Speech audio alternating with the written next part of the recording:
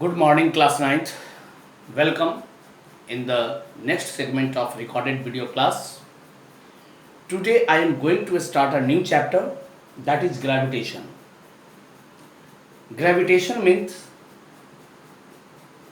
force of attraction of earth or planet. तो gravitation में हम लोगों को क्या पढ़ना है? अर्थ किसी ऑब्जेक्ट को अपने सेंटर की ओर कैसे खींचता है, प्लैनेट कैसे रोटेट करते हैं और सोलर सिस्टम्स के बारे में जानकारी हम लोगों को मिलेगी।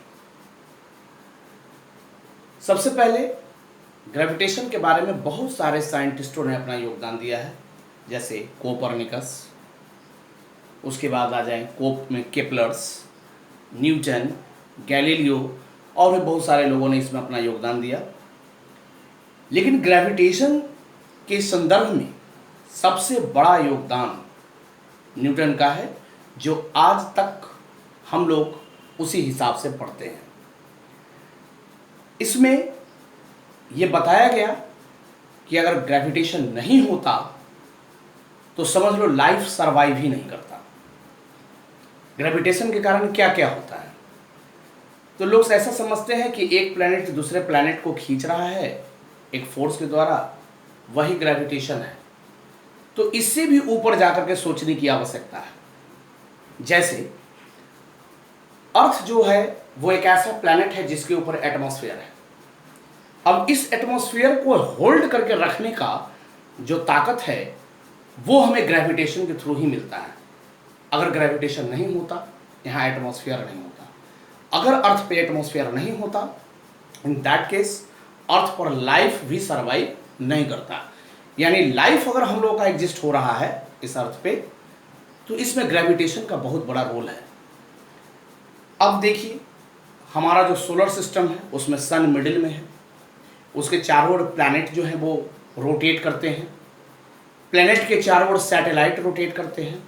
हर प्लैनेट एक दूसरे को एक फोर्स के द्वारा खींच रहा है और ये बैलेंस्ड फोर्स है, एक दूसरे को बैलेंस किया हुआ है। अगर इसके फोर्स में कहीं से भी कोई इम्बैलेंस फोर्स अगर लग जाएगा, अनबैलेंस फोर्स लग जाएगा, तो सारा का सारा सोलर सिस्टम ही कोलैप्स कर जाएगा। अब सवाल ये उठता है कि हर प्लैनेट का अपना मोशन करने का एक पाथ होता है, हर सैटेलाइट के भी प्लैनेट के इर्द गिर्द मोशन करने का एक पाथ होता है। उस पाथ को ही हम लोग कहते हैं ऑर्बिट। तो चलो बच्चों, हम लोग इसका स्टार्टिंग करते हैं।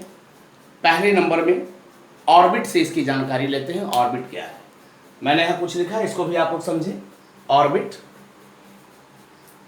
The path followed by the planet around the sun. Planet जो है वो सन के अराउंड ही चक्कर लगाता है, तो जिस पाथ पर वो चक्कर लगाता है, and the satellite around the planet are known as orbit.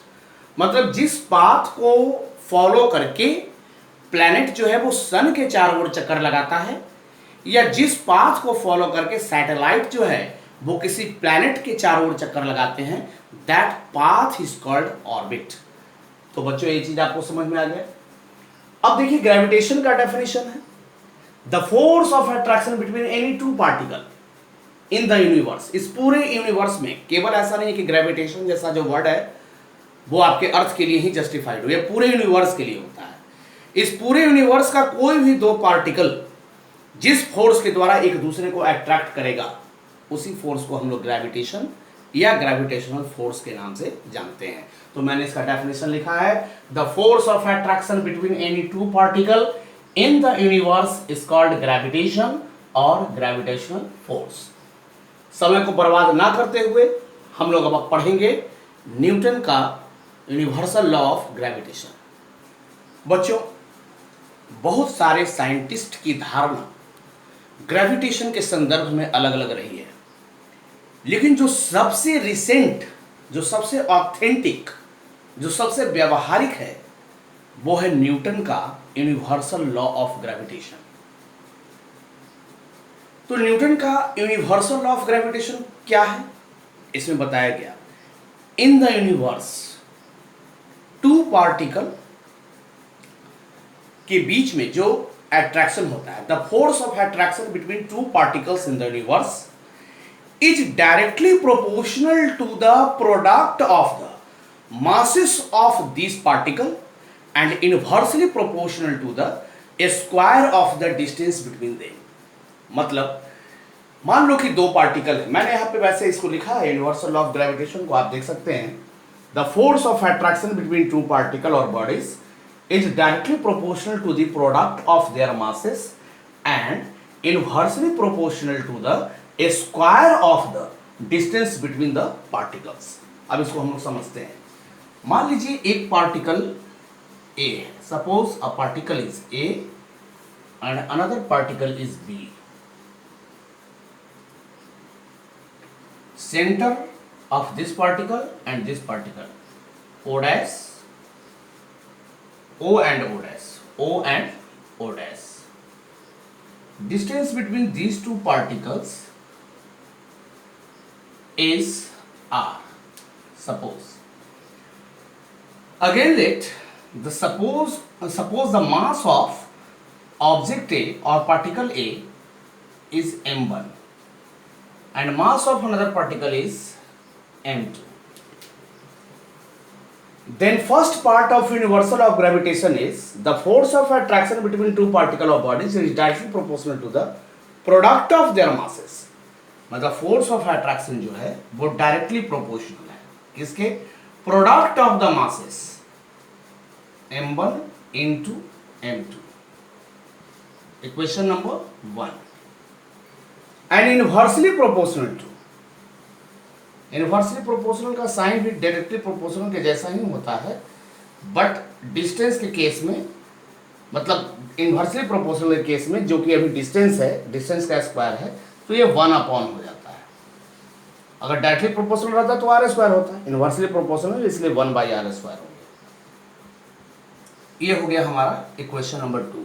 एक बात आप लोग और याद रखो, मास इज स्केलर क्वांटिटी, तो इसके बीच में हमेशा डॉट प्रोडक्ट ही होगा, क्रॉस प्रोडक्ट नहीं होगा। ऐसा नहीं कि इस तरह का कर देना m1 इंटू m2, ये रॉन्ग हो जाएगा, इसलिए हमेशा m1 इंटू m2 ही रखा जाएगा इसमें। अब इन दोनों इक्वेशन से हमें क्या कंक्लूजन मिलता है? From equation first and second, इन दोनों इक्वेशन को हम लोग कंबाइन करते हैं। F is directly proportional to m1 m2 by r square.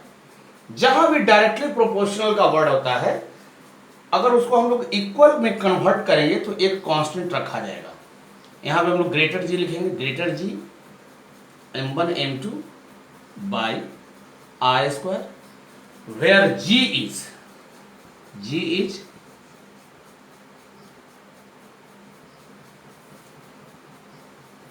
Gravitational constant,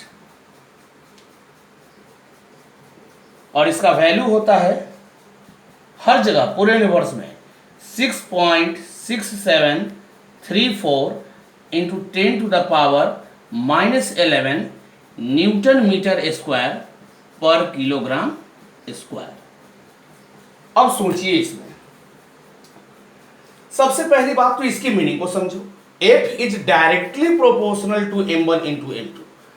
directly proportional का मतलब यह होता है कि एक जब बढ़ा तो उसके कॉरस्पॉन्डिंगली दूसरा भी जो है वो बढ़ेगा। मैं एक एग्जांपल के साथ आपको डायरेक्टली प्रोपोर्शनल समझाता हूं। आप लोगों ने स्टैंडर्ड 8 में पढ़ा होगा direct variation and indirect variation.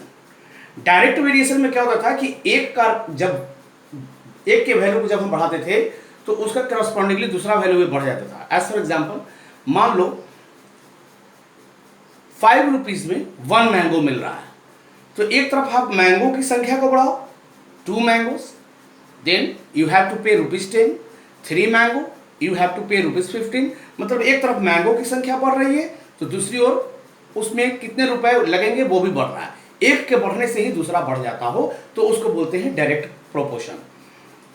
तो F is directly proportional to m1 into m2।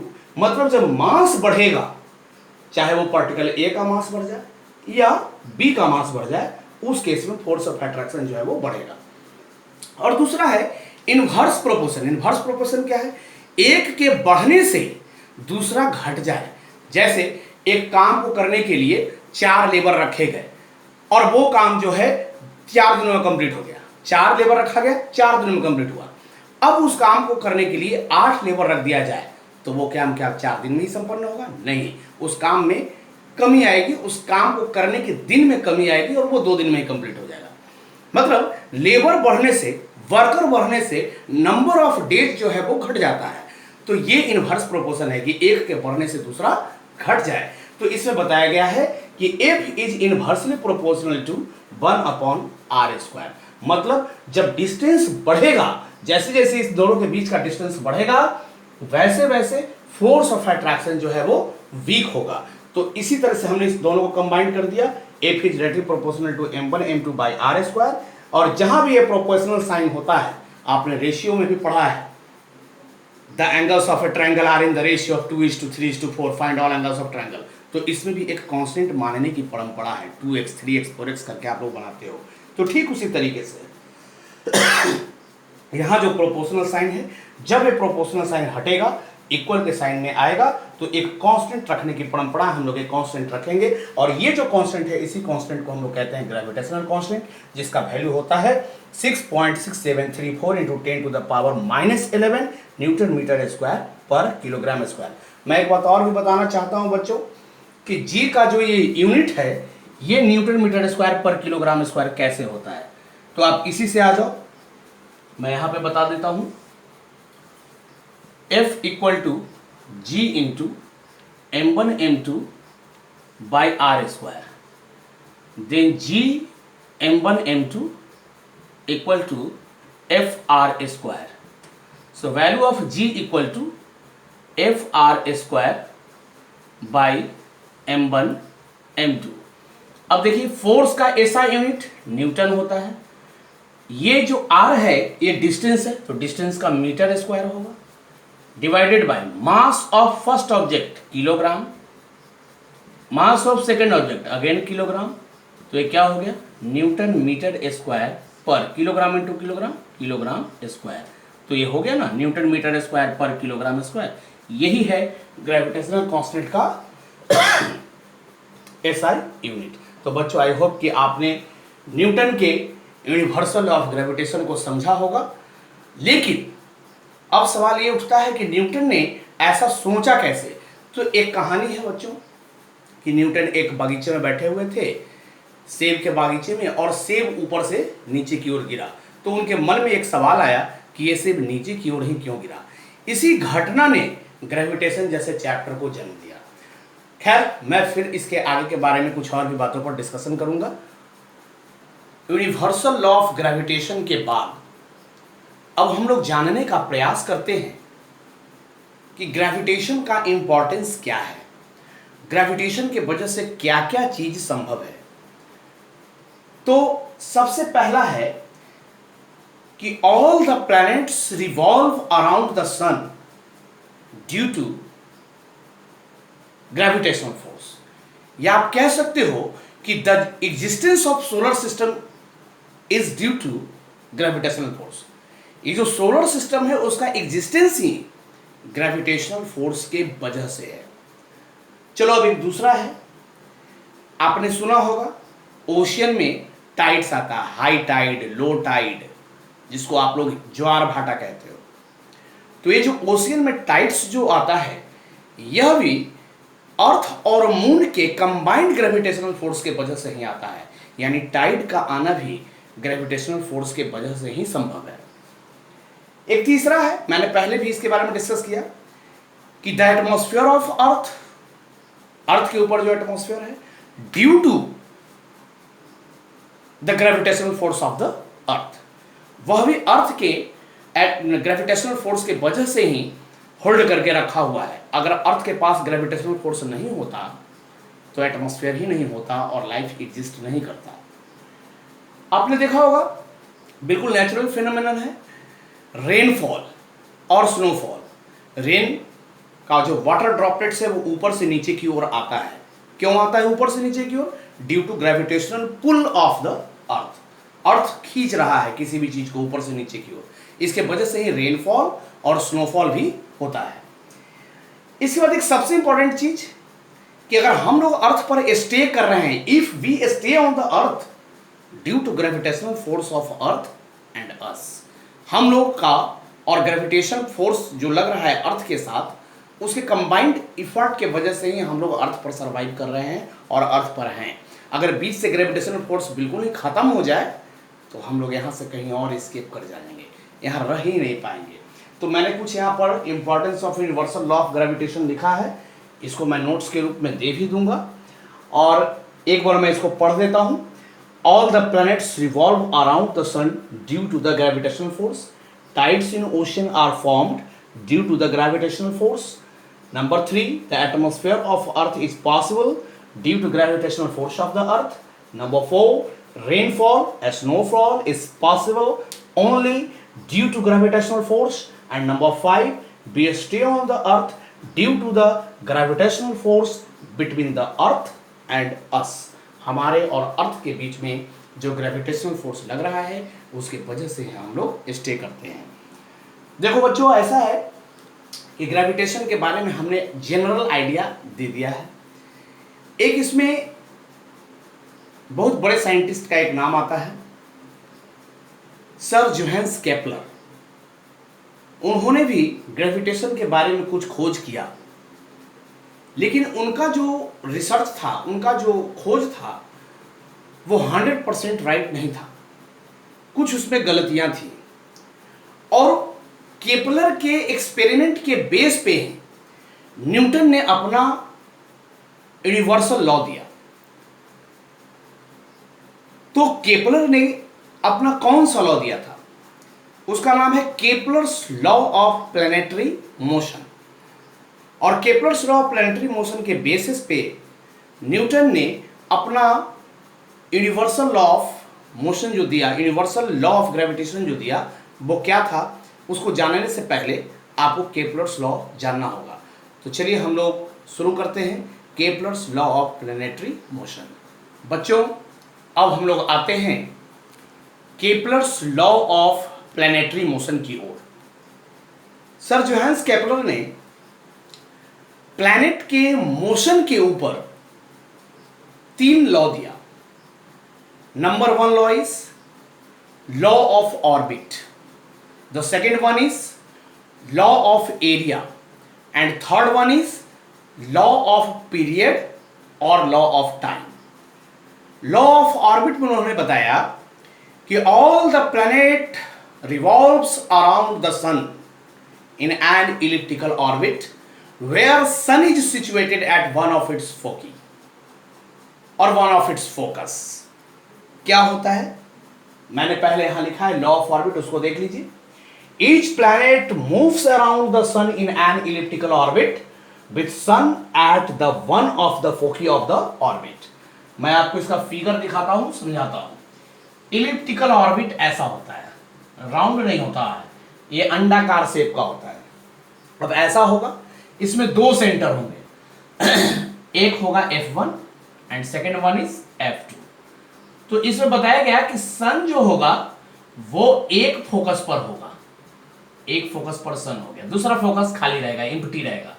और प्लैनेट जो है वो इसी पर रोटेट करेगा, इसी इलिप्टिकल ऑर्बिट पर रोटेट करेगा जिस पर एक फोकस पर सन है।